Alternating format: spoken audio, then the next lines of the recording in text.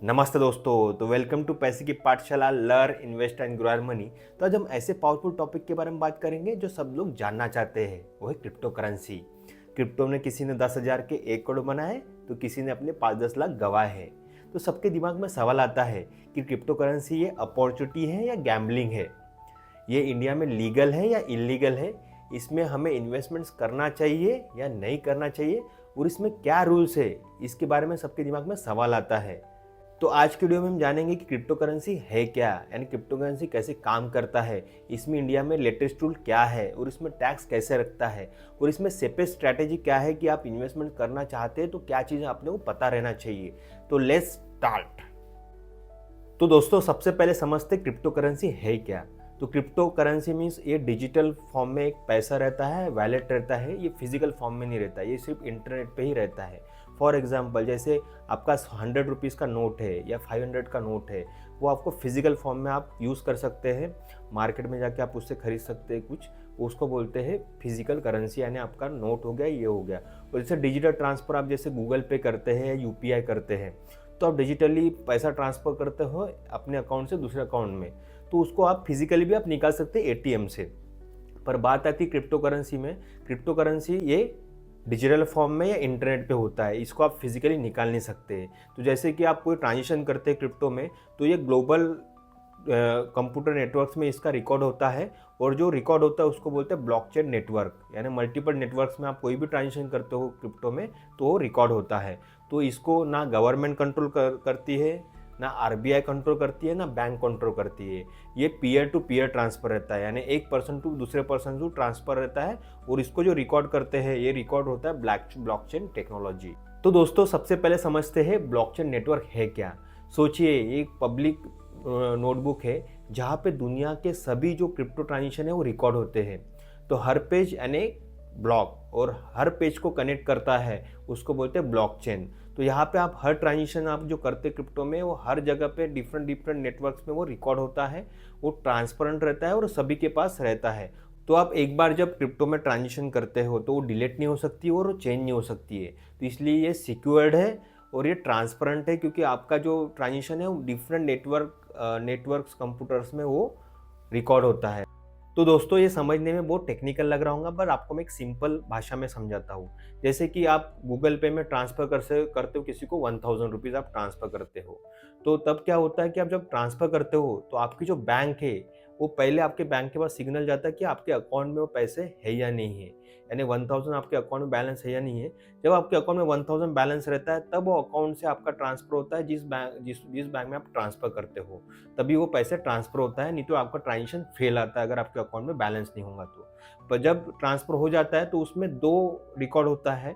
एक आपके बैंक के पास रहता है जिसमें आप 1000 माइनस करते हो, क्योंकि आपने वो पैसे ट्रांसफ़र किया दूसरे को, तो आपके अकाउंट से उतने पैसे माइनस हो जाते हैं। और सेकंड है, जिस बैंक में आप ट्रांसफ़र करते हो उस बैंक में आपका 1000 रुपीज़ वो पर्सन के अकाउंट में वो रिकॉर्ड हो जाता है कि इस पर्सन से उस पर्सन में 1000 ट्रांसफ़र हो गया। तो ये हो गया सिंपल गूगल पे का या यूपीआई का हम ट्रांजेक्शन करते हैं। तो अब समझते हैं क्रिप्टो करेंसी का ट्रांसफ़र कैसे होता है। तो जैसे क्रिप्टो करेंसी ये पीयर टू पीयर ट्रांसफ़र यानी पर्सन टू पर्सन ट्रांसफ़र है, इसमें कोई बैंक इन्वॉल्व नहीं रहती या कोई गवर्नमेंट इन्वॉल्व नहीं रहती है, इसमें पर्सन टू पर्सन इन्वॉल्व रहता है। और इसमें क्या होता है, जब आप ट्रांसफ़र करते हो तो पहले तो मैंने जैसे बोला कि ब्लॉकचेन टेक्नोलॉजी, यानी ब्लॉकचेन यानी डिफरेंट नेटवर्क्स रहते हैं कंप्यूटर्स के, जिसको बोलते हैं माइनर्स। तो माइनर्स पहले क्या चेक करता है कि आपके अकाउंट में उतनी क्रिप्टो करेंसी है क्या। अगर वो होंगी तो माइनर्स वो करेंसी वो एड्रेस, जो एड्रेस पे आप ट्रांसफ़र करना चाहते हो, इसमें एड्रेस रहता है, तो एड्रेस पे वो ट्रांसफ़र करता है उतनी करेंसी, यानी विषय। जैसे बिटकॉइन हम एग्जांपल लेते हैं, जैसे आपके पास बिटकॉइन है, आपने बिटकॉइन का ट्रांसफ़र किया एक एड्रेस से दूसरे पर्सन के एड्रेस में, या एड्रेस टू एड्रेस ट्रांसफ़र रहता है। तो जैसे आपने ट्रांसफ़र किया तो जो माइनर्स रहते हैं, जो ब्लॉकचेन नेटवर्क से माइनर्स रहते हैं, वो पहले चेक कर होते हैं कि आपके अकाउंट और आपके वैलेट में उतनी बिटकॉइंस है क्या। अगर वो बिटकॉइन है या आपने इसके पहले यूज़ किए क्या बिटकॉइंस, तो वो चेक करता है कि आपके अकाउंट में उतनी बिटकॉइंस है क्या। तो जब आपके अकाउंट में उतनी बिटकॉइन रहता है तो वो वहाँ से वो अकाउंट से दूसरे अकाउंट में वो बिटकॉइन या वो एड्रेस में ट्रांसफ़र करता है। तो इसका जो ट्रांजेक्शन रहता है वो मल्टीपल जो कंप्यूटर्स रहते हैं उसमें वो वो रिकॉर्ड होता है। यानी इसमें सिर्फ एक ही कंप्यूटर में रिकॉर्ड नहीं होता, जो ग्लोबल नेटवर्क रहता है वो सब में आपका ट्रांजेक्शन रिकॉर्ड होता है और इसमें आपकी आइडेंटिटी हिडन रहती है। इसमें एड्रेस पे ट्रांसफर होता है, आपका नेम या कुछ उसमें रहता नहीं, उसमें एड्रेस टू एड्रेस रहता है। और जब ये एक बार ट्रांसफर होता है तो ये इसको ना कोई डिलीट नहीं कर सकता, ना कोई इसको कोई चेंज नहीं कर सकता। तो ये वो सेफ है और सिक्योर्ड है, क्योंकि ये मल्टीपल कंप्यूटर नेटवर्क्स में, यानी जैसे ब्लॉकचेन में ये आपका जो ट्रांजेक्शन रिकॉर्ड होता है। मतलब कि गूगल पे बैंक के बिना काम नहीं कर सकता और क्रिप्टो करेंसी बैंक के बिना भी काम कर सकती है, यानी पीयर टू पीयर ट्रांसफर है, यानी पर्सन टू पर्सन ट्रांसफर है। तो दोस्तों अब दिमाग में सवाल आता है कि क्रिप्टो करेंसी इंडिया में लीगल है या इलीगल है। तो करेंसी आपको पता ही होगा कि आप चीज़ें कुछ खरीदते हो और उसके बदले में आपको कुछ प्रोडक्ट या कुछ चीज़ें मिलती है, उसको बोलते हैं करेंसी। जैसे आप किसी को गूगल पे करते हो कोई शॉप में और वो उसके बदले में आपको कुछ चीज़ें देती है, उसको बोलते हैं करेंसी। पर इंडिया में क्रिप्टो एक लीगल करेंसी नहीं है, क्योंकि आप अगर कोई शॉप में जाओगे और बोलोगे कि मेरे पास बिटकॉइन है और मुझे कुछ चीज़ें दे दीजिए, तो इंडिया में ये अभी अलाउ नहीं है या ये चीज़ें होती नहीं है। पर वेस्टर्न कंट्रीज़ में, जैसे यूरोप कंट्रीज़ में या कोई जो वेस्टर्न यूएस में कुछ जगह पे करेंसी के रूप में इसको एक्सेप्ट करते हैं, यानी आप कुछ चीज़ें खरीद सकते हैं बिटकॉइन ट्रांसफ़र करके। तो ये पर इंडिया में लीगल नहीं है। तो इंडिया में लीगल क्या है? तो इंडिया में आप क्रिप्टो करेंसी में बाय कर सकते हो, सेल कर सकते हो और इन्वेस्ट कर सकते हो। इंडिया में क्रिप्टो करेंसी को जो लीगली बोला जाता है वर्चुअल डिजिटल असेट, यानी वीडीए। तो इसको आप असेट के रूप में आप इंडिया में एक्सेप्ट कर किया है गवर्नमेंट ने, आप डिजिटल असेट के रूप में इसको एक्सेप्ट किया है एंड लीगली ये वीडीए बोला जाता है इंडिया में। सो इंडिया में आप एफआई रजिस्टर्ड प्लेटफॉर्म पे ही क्रिप्टो करेंसी का ट्रेडिंग कर सकते हैं। जैसे कुछ एफआई रजिस्टर्ड प्लेटफॉर्म है, जैसे कॉइन डीसीएक्स और कॉइन स्विच, ये कुछ एफआई रजिस्टर्ड प्लेटफॉर्म है।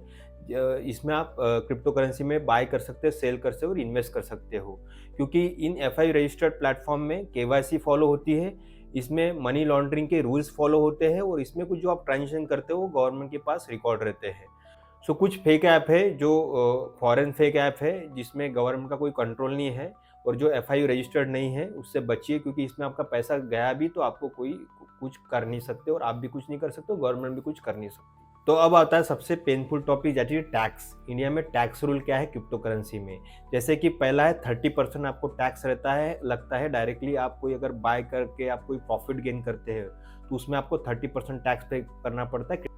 सेकंड रूल है 1% टीडीएस, यानी आप कोई अगर क्रिप्टो करेंसी में ट्रांजिशन करते हो तो उसमें 1% टीडीएस आपका ऑटोमेटिकली कट होता है। तो थर्ड है कि लॉस आप एडजस्ट कर नहीं सकते हैं। तो इसमें आप क्रिप्टो में लॉस करते हैं तो आप शेयर्स के जो लॉस में उसमें आप एडजस्ट नहीं कर सकते और आपके सैलरी में एडजस्ट नहीं कर सकते हो। ये क्रिप्टो टू क्रिप्टो वाले लॉस में आप एडजस्ट कर सकते हो। और फोर्थ है कि आप किसी को अगर गिफ्ट देते हो क्रिप्टो करेंसी तो उसमें भी आपको टैक्स पे करना पड़ता है।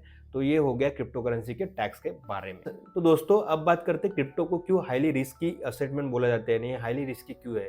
तो पहला है कि ये हाईली वोलेटाइल है। जैसे कि आपने आज 10 लाख रुपए अगर बिटकॉइन में इन्वेस्टमेंट किए, वो 6 महीने के बाद 5 लाख भी हो सकते हैं। सेकंड है कि इसमें जो रेगुलेशन है वो क्लियर नहीं है। अगर कुछ रेगुलेशंस आ गए गवर्नमेंट के तो जो बिटकॉइन की प्राइस डाउन हो सकती है, तो इसमें रेगुलेशंस क्लियर नहीं है या गवर्नमेंट का कंट्रोल नहीं है। थर्ड है कि इसमें जो डेली बेसिस पे कुछ फ्रॉड कॉइन्स आते हैं, फेक कॉइन्स आते हैं और उसमें आपने अगर इन्वेस्टमेंट कर दिया तो आपका पैसा लॉस हो सकता है। फोर्थ है कि इमोशनल इन्वेस्टमेंट्स, यानी आप ग्रिड की वजह से बाय कर लेते हो और फेयर की वजह से सेल करते हो, तो ये भी आपका एक इसमें एक रिस्क फैक्टर आ जाता है। तो दोस्तों अब दिमाग में सवाल आता है कि अब क्रिप्टो करेंसी में हम कौन से कॉइन्स में या कौन सी क्रिप्टो करेंसी में हम इन्वेस्टमेंट कर सकते हैं। तो पहला जैसे मैं बात किया कि बिटकॉइन आपको सबको पता है, ये पुराना या फर्स्ट क्रिप्टो करेंसी है। इसमें टोटल जो कॉइन्स है ये 21 मिलियंस के आसपास ही है, यानी इसको डिजिटल गोल्ड बोला जाता है बिटकॉइंस को, क्योंकि ये लिमिटेड है और इसमें जो डिमांड के हिसाब से इसमें प्राइस बढ़ते रहे। सेकंड है इथेरियम कॉइन, जो डिजिटल सॉफ्टवेयर प्लेटफॉर्म है जिसमें कॉन्ट्रैक्ट्स के बारे में या सॉफ्टवेयर्स के बारे में जिसमें कॉन्ट्रैक्ट्स बनते हैं, तो इसमें भी ये कॉइन एक ऑथेंटिकेट है। थर्ड है कि सोलाना में भी आप थोड़ा बहुत इन्वेस्टमेंट कर सकते हैं। तो अब दिमाग में सवाल आता है कि हम कितना पैसा क्रिप्टो में लगा सकते हैं या इन्वेस्ट कर सकते हैं, या इन्वेस्टमेंट करना चाहिए या नहीं करना चाहिए। दोस्तों क्रिप्टो फ्यूचर है पर पूरा भी फ्यूचर नहीं है, तो इसमें हमें लिमिटेड पैसा ही हमारा इन्वेस्टमेंट्स करना चाहिए। जैसे आपका पोर्टफोलियो के मैक्सिमम 5% के आसपास ही आपको इसमें इन्वेस्टमेंट्स करना चाहिए, या आपका जो पैसा आपका लॉस हो गया तो भी चलता है, यानी आपका जो प्लेइंग मनी वो आप इसमें इन्वेस्टमेंट्स कर सकते हैं। फॉर एग्जांपल आपके पास अगर 1 लाख रुपए है तो उसमें से 5,000 रुपये ही मैक्स टू मैक्स आपने उसमें इन्वेस्टमेंट्स करना चाहिए क्रिप्टो करेंसी में। उसमें आप जो मैंने बोला कि जैसे बिटकॉइन, इथेरियम या सोलाना, इसमें ही आप में यही कॉइन में आप में थोड़ा थोड़ा पैसा इन्वेस्टमेंट कर सकते हैं। तो दोस्तों क्रिप्टो में आपको गैम्बलर नहीं बनना है, आपको पेशेंस रखना है। अगर आप क्रिप्टो में अगर आपने इन्वेस्टमेंट्स किया तो आपको डेली प्राइस मॉनिटर नहीं करना है, उसको आप क्वार्टरली या 6 महीने या 7 महीने के बाद उसका प्राइस देख सकते हैं। सेकंड है कि आपको लोन लेके क्रिप्टो में आपको इन्वेस्टमेंट्स नहीं करना है। जैसे कि मैंने बोला आपके पास सरप्लस मनी है या प्लेइंग मनी है तभी आप क्रिप्टो में इन्वेस्टमेंट्स कीजिए तो करना है। जैसे कि मैंने बोला कि 5% ही मैक्सिमम आपके असेट के आपको क्रिप्टो में आप लगा सकते हैं। जो आपका अमाउंट अगर लॉस भी हो गया तो आपको कुछ फ़र्क नहीं पड़ना चाहिए। तो ये मैंने जैसे कुछ रूल्स बताए आपको क्रिप्टो में इन्वेस्टमेंट्स करने के। सो क्रिप्टो के कुछ रियल डेंजर है, इसमें कुछ फेक ऐप आती है। फेक ऐप में जैसे मैंने बोला कि FI रजिस्टर्ड ऐप में ही आपको इन्वेस्टमेंट्स करना है। सेकंड है कि गवर्नमेंट का कभी भी रूल चेंज हो सकता है, तो इसमें ये भी एक रिस्क है कि गवर्नमेंट कभी भी इसमें रिस्ट्रिक्ट रूल्स ला सकते हैं। थर्ड है कि जो यूट्यूब पे आपको बहुत से इन्फ्लुएंसर हो आते हैं मार्केट में जो बोलते हैं कि 1 लाख के 2 लाख बनाओ या 25,000 के 10 करोड़ बनाओ, वो वाले ट्रैप में मत फंसिए क्योंकि शॉर्टकट में कोई पैसा कमा नहीं सकता, थोड़ा टाइम देना पड़ता है। तो ये सब चीज़ों से आप बचिए, ये डेंजर से आप बचिए। तो जैसे कि दोस्तों मैंने बोला क्रिप्टो एक फ्यूचर है, पर पूरा फ्यूचर भी नहीं, इसमें अपॉर्चुनिटी भी है पर उसमें थ्रेट भी है। पर जो अपने इमोशन के साथ जो अपने इमोशन को हैंडल करता है और जो अपना असेट का रूल फॉलो कर सकता है उसने ही उसमें इन्वेस्टमेंट्स करना चाहिए। तो बड़े सावधानी के साथ इसमें आपको इन्वेस्टमेंट्स करना। तो दोस्तों इस एपिसोड में हमने देखा कि क्रिप्टो करेंसी है क्या, यानी क्रिप्टो करेंसी कैसे काम करता है, उसमें क्या क्या गवर्नमेंट के रूल्स है और क्या क्या उसमें बेनिफिट्स है, क्या क्या उसके लिमिटेशन है और क्या क्या चीज़ें हमें प्रिकॉशन लेना चाहिए इन्वेस्टमेंट्स करने के पहले। तो इसके बारे में देखा। नेक्स्ट एपिसोड में हम बात करेंगे कुछ रिस्की असेट्स के बारे में, जैसे कुछ फॉरेक्स ट्रेडिंग के बारे में बात करेंगे, फ्यूचर ऑन ऑप्शन के बारे में बात करेंगे और ट्रेडिंग और इन्वेस्टमेंट में क्या डिफरेंस है उसके बारे में बात करेंगे। तो thank you so much, have a nice day.